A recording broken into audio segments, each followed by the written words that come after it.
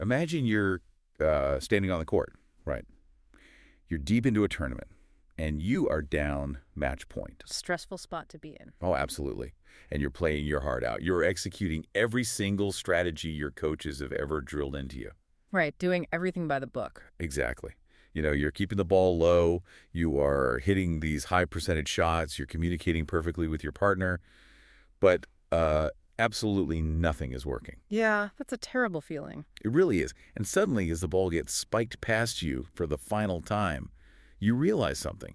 You aren't just losing to a better pair of players. You are literally losing to biology. Which is just, well, it's wild to think about. Right. So, welcome to the deep dive. Today, we're pulling apart some really fascinating analysis to completely rewire your tactical instincts on the court. Yeah, because it really does come down to biology completely upending conventional strategy here. I mean, normally when we talk about racket sports, whether it's tennis or pickleball, strategy is all about positioning, footwork, shot selection. The standard stuff. Exactly. But right now, we are seeing this massive shift. The physical handedness of the players is, well, it's doing the heavy lifting before the ball is even served. It's crazy. And to put this in perspective for you, we are unpacking a wild statistic from the 2026 Major League Pickleball season.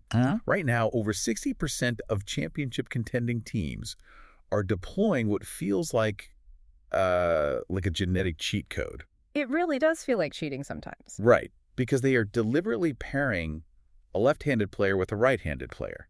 And by doing that, they are completely breaking the geometry of the court. It is a brilliant and, honestly, an incredibly frustrating tactical evolution. Oh, for sure. So our goal today is to help you understand exactly why your traditional instincts, the things you've been taught since day one, are actually failing against these mixed-handed teams, and more importantly, how to strategically dismantle what looks like an unfair genetic advantage. Yeah, we have a ton of ground to cover. But before we can understand how two players break the geometry of a court, we really have to look at the mechanics of just a single player. Right, establish the baseline. Exactly. So tennis analyst Craig O'Shaughnessy has this brilliant concept he talks about in his Brain Game Strategy newsletter. And, it translates absolutely perfectly to what we are seeing in pickleball right now. It really does. He says you need to view your forehand as a sword and your backhand as a shield. It is the perfect visual. Your forehand, your sword is your primary weapon. It's the side of your body where you naturally generate more racket speed, more top spin, and just significantly more offensive pressure. Okay, let's unpack this, because understanding the why behind that distinction is so critical. I mean, it's like boxing, right? Think of your forehand as your knockout hook. And your backhand is, well, it's like keeping your gloves glued to your chin to survive the round. That's a great way to put it. They're entirely different tools with entirely different jobs. Think of your forehand as a high-powered drill and your backhand as a safety net. You wouldn't use a safety net to drill a hole. The backhand is primarily defensive. You use your shield to block a hard shot, to reset the point, to literally just stay alive in the rally. Yeah, the number one goal of the backhand shield is simply not to miss. Right. But why? Why is that division of labor so absolute? Well, what's fascinating here is the underlying biomechanics of why this is true. It isn't just a psychological preference for players, it's structural. Okay, how so? When you hit a forehand, your body is naturally opening up. You can rotate your hips freely, engage your core, and just follow through with a full range of motion. Like throwing a baseball. Exactly like that. That biomechanical freedom allows you to generate aggressive topspin and really heavy pace. So it's a natural, uninhibited swing. Right. But a backhand is fundamentally different. For a backhand, you are physically reaching across your own torso. Oh, sure. Your lead shoulder actually blocks your rotation. Your body is essentially getting in its own way, which naturally restricts your swing path and your power generation. It's mechanically limited. Exactly. So if you don't recognize that one side of a player's body is structurally built for destruction and the other side is built for survival, you just cannot build a coherent strategy. That makes perfect sense. That strict division of labor makes logical sense for an individual player. You protect your shield side. You hunt with your sword side.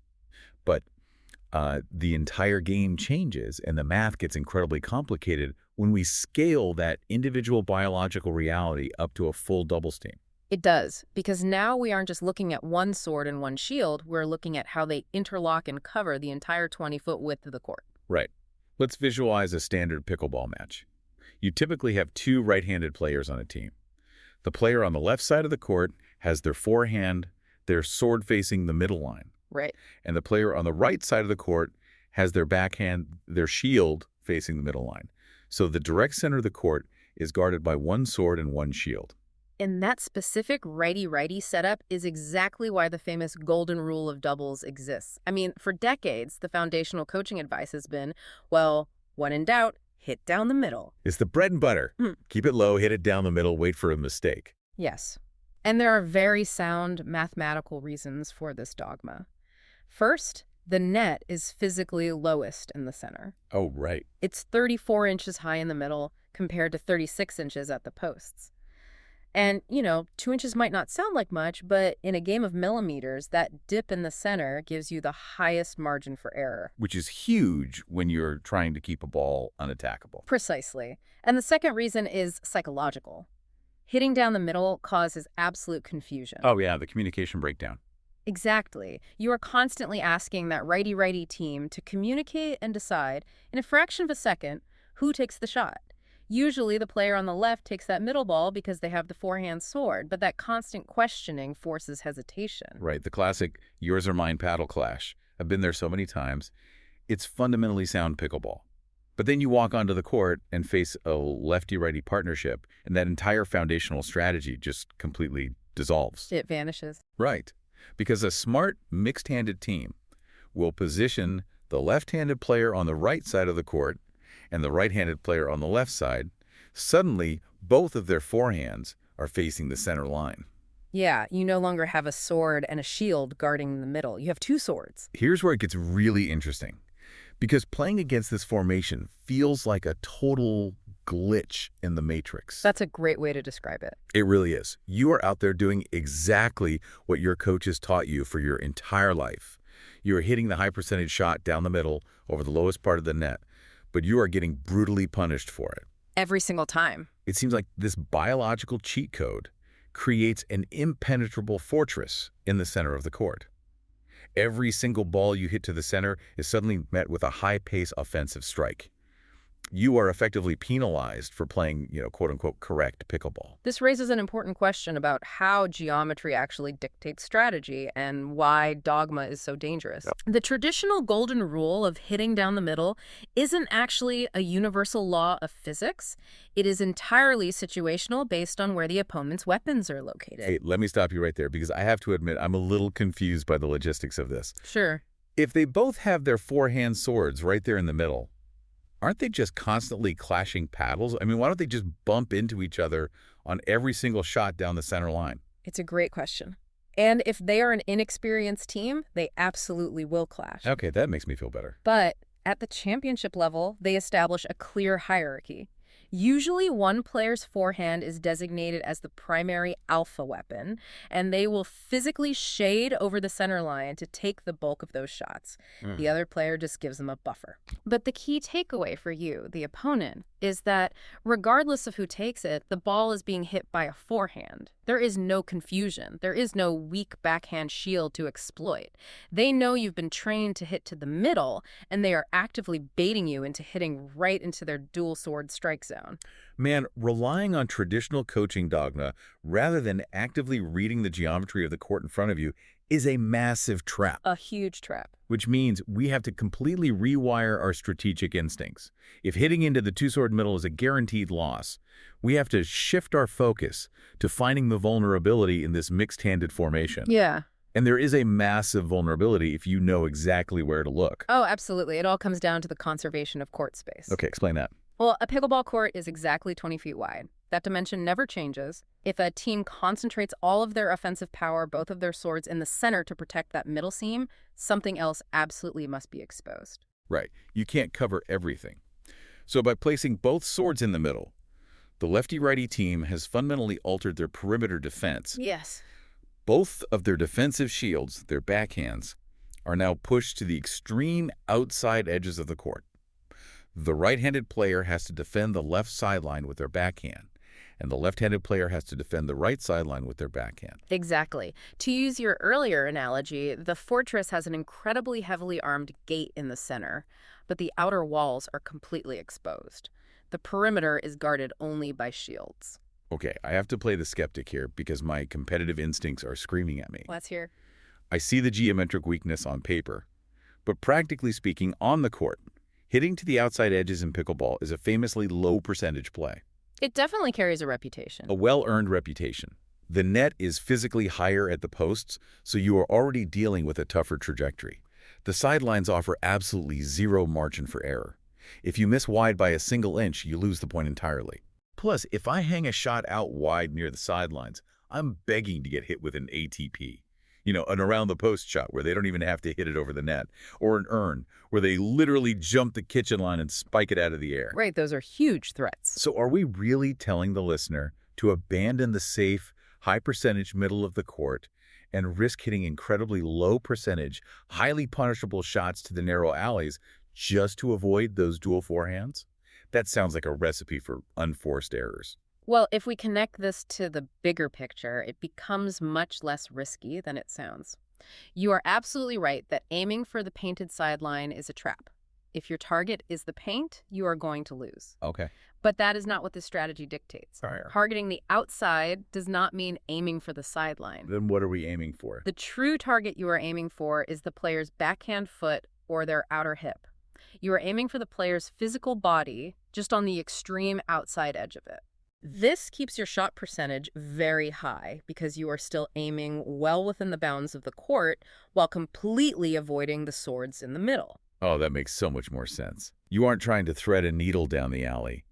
You are attacking the anatomy of the player who happens to be stationed near the alley. Exactly. You are forcing them to jam themselves up with their own backhand. Yes, you are forcing them to use that physically restrictive backhand swing we talked about earlier. And that brings us to the exact step-by-step tactical execution required to exploit this vulnerability without losing your own court positioning.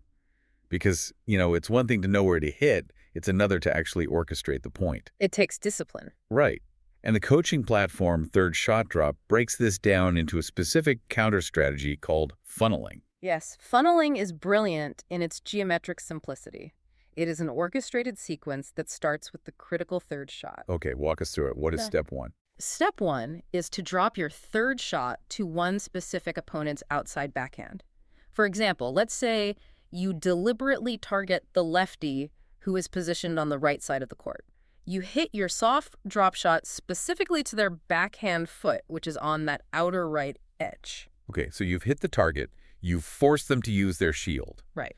Step two is where the magic happens.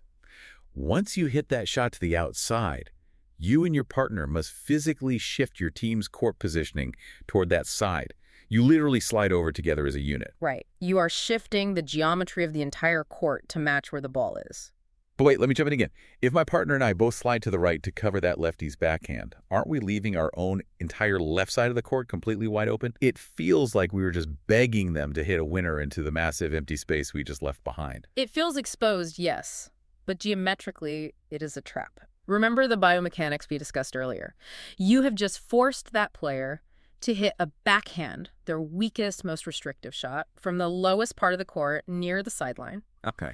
To hit that open space on your left, they would have to hit an incredibly sharp, aggressive cross-court shot. Over the highest part of the net. Exactly. They have to hit over the highest part of the net from a restricted body position, changing the entire direction of the ball. It is an incredibly low percentage, high-risk shot for them. Which brings us to step three, the trap itself. By shifting over, you are essentially daring them to try that miracle shot.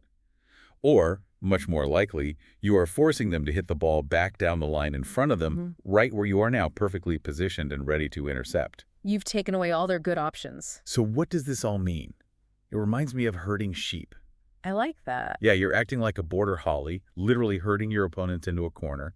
You isolate one player, you pin them to the sideline, and you force them to use their defensive shield to try and dig themselves out of trouble. Because they were hitting a backhand from the very edge of the court, they cannot easily generate the power or the angle to hurt you. You effectively create a temporary two-on-one matchup. You take away the middle of the court, not by hitting away from it, but by dictating the geometry of their return. That is a perfect analogy. The border collie doesn't fight the sheep, right? It controls the space around them. Exactly. The broader implication here is that elite defense is actually about proactive offense. You are controlling the point by aggressively shrinking the opponent's available angles right from the very third shot. It's totally proactive. By funneling them to the outside, those two massive forehand swords in the middle are completely neutralized. Why? Because you have engineered the rally so that the ball simply never goes near the middle in the first place. You've entirely disarmed the fortress by simply refusing to attack the front gate. It is such a satisfying tactical shift when you actually see it click on the court. It really is beautiful to watch. So let's distill the core lesson for you, the listener. The next time you step onto the court, or the next time you are watching a major league match, and you see that lefty-righty team step up, you have to consciously rewire your instincts. Absolutely. Do not let traditional dogma dictate your play. Stop feeding the ball into that two-sword middle. Stop giving them the easy, high-paced forehands they want. Start hunting those outside shields, target the outer hip and foot, and practice the funneling shift to herd them exactly where you want them. Don't let biology beat you. Step around the gate and take the outer walls. And as you start applying the strategy to your own game, here is a final tactical question to mull over. Let's hear it.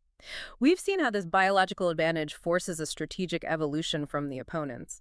But evolution in sports never stops. Right. If funneling truly becomes the universal counter strategy to neutralize the lefty-righty advantage, how might these mixed-handed teams eventually evolve their grips or invent completely new defensive formations to protect those exposed outer alleys?